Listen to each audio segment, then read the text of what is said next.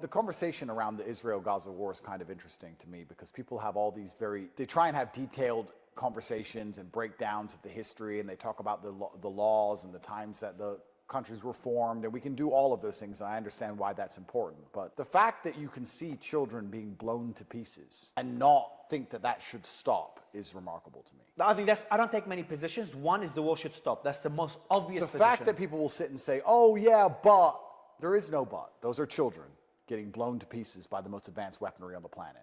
There is no but. And that's where I first fell out with people like Ben Shapiro, because he's saying, oh, Israel, Israel, Israel. I'm like, bro, stop calling for death. At least. Can we not agree that people shouldn't die? Can't we stop that? Oh, but Hamas did. That's not even what, I mean, that's actually such a pathetic argument. Oh, but Hamas did October 7th, and then you have to go back down through the whole history and everything, what happened, because it didn't start on October 7th. It started 50 years before that. And we're talking about babies getting blown up today. But these people are too emotionally involved to understand that. And yeah, I had big arguments with Jordan Peterson and Piers Morgan and Ben Shapiro after October 7th because they're on the wrong side of history. Piers Morgan says, I like his stance, at least now. He tries to be balanced as much as possible. Well, he tries after I set his ass straight, because when I was arguing with him, he wasn't balanced. Yeah, he was sitting there pretending that what Israel was doing was completely acceptable. And I had to argue with him over it multiple times before he finally accepted that what they're doing is unacceptable. People like Jordan Peterson and Ben Shapiro have been calling for them to do what they've been doing all this time, and they still think it's acceptable. And they're going to have to answer to the Creator in the end, because to sit behind your desk and call for the destruction of children is something that is so heinous. Your heart must be so black. I don't understand how these people even function. And especially what's annoying about it to me is that these people have never even seen violence themselves. You know, when you've seen violence, you kind of understand it at a more intrinsic level. That's why the people who call for war are the people who don't go to war. Ben Shapiro sits behind his little desk on his booster seat telling everyone who to fight all the time. He's never fought anyone in his life ever. He's a pussy. He won't even have a boxing match. He's a bitch, and he's talking about who should get shot in the head. Fuck him. When you've seen violence, that's what I even tweeted. When he said, after October 7th, I think it was October 8th, when he said we need to go and kill them all, I said, as someone who's done his own fighting, let me promise you, no, I remember what he said now. When there was negotiations with Hamas on October 8th or 9th, he said, no negotiations, kill everyone in Gaza. Like a genocidal maniac, like most Zionists are. Kill everyone in Gaza? Something like that. No negotiations, kill everybody, teach them a lesson, some crap. And I said, as someone who's done his own fighting, let me promise you, peace is always worth a discussion. That's what I replied.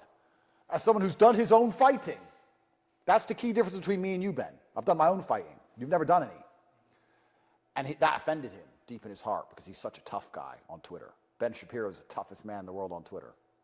But he does that to compensate for the fact that in the real world he's a pussy, and everyone knows he's a pussy. And this is the problem about insecure people or people with small man syndrome, especially on Twitter or with foreign policy, because they don't have to do the fighting themselves and they want to prove that they're a tough guy. They're actually tyrannical and psychopathic. People who have done their own fighting aren't that way. But yeah, the Gaza struggle and the struggle of the Palestinians is disgusting. And it's kind of amazing to me the cognitive dissonance between people on the right who believe their land should be for them and they're not happy to be ethnically replaced by minorities and they don't like illegal immigrants. But then they're pro-Israel. It's like, okay, well, that doesn't make sense to me. You said that your land should be defended. Well, they're defending their land, aren't they? Oh, no, they're terrorists. Well, one man's terrorist is another man's freedom fighter. But this is another subject, you're right, which is very difficult to go down. I went all in. I made it very clear I support the Palestinian struggle. I do support that. I don't know what your stance, I got a general idea of your stance. I don't think we've talked about it on my space when you came on, never on those spaces. Did you condemn, I know that's like a typical question, it's like an aha moment question, but genuinely speaking. You're not going to Piers Morgan me, are you? Yeah, no, so I don't mean to Piers Morgan you, because I know people use it in that regard. I'm sure Piers Morgan asked you that question. Do I condemn October 7th? Do I condemn violence? It's such a loaded, stupid question. I'm going to tell you why. To say that I condemn October 7th in and of itself as an individualized event throughout a 70-year history of endless events. Every single day was an event. One child dying, getting shot in the head by the Israeli army because the snipers were having fun is an event. We may not know what day it was. We may not know the name of that kid, but it's been happening for 70 years. Every single day was an event. We talk about the one day that the news decided to highlight because it fits their agenda. because the wealthy Jews and bankers own everything. So it fits their agenda. So we talk about this one specific day. To choose one day and pluck it out of this entire saga and condemn that one particular part without context is asinine. It doesn't even mean anything. And then to condemn the idea of violent resistance to violent oppression is also asinine. What do we expect people who have been suppressed for 70 years, losing their land and being violently attacked to do? Kumbaya? Is that what we expect? Endless kumbaya as they get marched off the cliff like lemmings? It's natural inside of the human spirit to resist oppression. That's what I do. That's the reason I have a brand at all. And my oppression is resisting the lies of the Matrix, let alone resisting an occupying army that killed my family members. And we're going to sit and say that these people on October 7th are so heinous, they must be condemned because they violently acted against an endless violent oppression. I don't think that even makes any sense. That's illogical. The fact that they can't win the fight and they still feel forced to act shows how oppressive and disgusting the regime is in the first place. If a small little girl attacks a full-grown big man, something big must be going on because she can't win that fight. So why is she even doing it? She must be desperate because she stands no chance. Are we going to condemn her? Or are we going to ask why she felt the need to attack that man in the first place? Maybe he's been sexually abusing her for years. But no, let's forget the sexual abuse. Let's forget the fact he beats her mother. Let's forget all that, and let's condemn this 6-year-old because she scratched the big man. Let's condemn. And then the big man's repercussion, which is completely disproportionate and disgusting, let's pretend that that's acceptable because of this one day that we're all condemning. This is a fucking psyop. That is a psyop. Talk about this one little part and use it as an excuse for everything else. It is a psyop. And I refuse to play the game. That's why I refuse to condemn it, because I refuse to play the stupid game. It's a stupid game, so I refuse to play it. That's a good answer. Thanks. No, because my answer would have been a lot simpler, a lot less interesting. It's like, I condemn what happened on October 7th, but I also condemn everything Israel did to kind of lead to that day. Well, listen, let me talk from personal experience. Let's move away from the subject and talk from personal experience.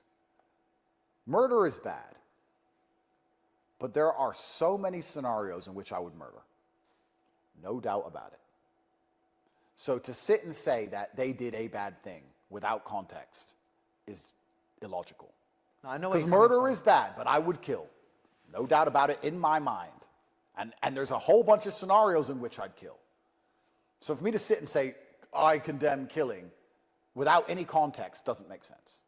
That's what they've tried to do. The general consensus of the PSYOP was to try and get everybody to condemn what Hamas did on October 7th, to try and explain away the genocide which took place afterwards. And it worked for a while. But the genocide's gone on for over a year now. Yeah, even the Saudi king called it a genocide a few days ago. Yeah, it's gone on for over a year. So it didn't work with me at the beginning. But you know, my brand and a lot of my online presence is based on the fact that I'm right before everyone else. It's not that I'm the only one who's right. I'm just right first. I was right on COVID first, and I was right on October 8th.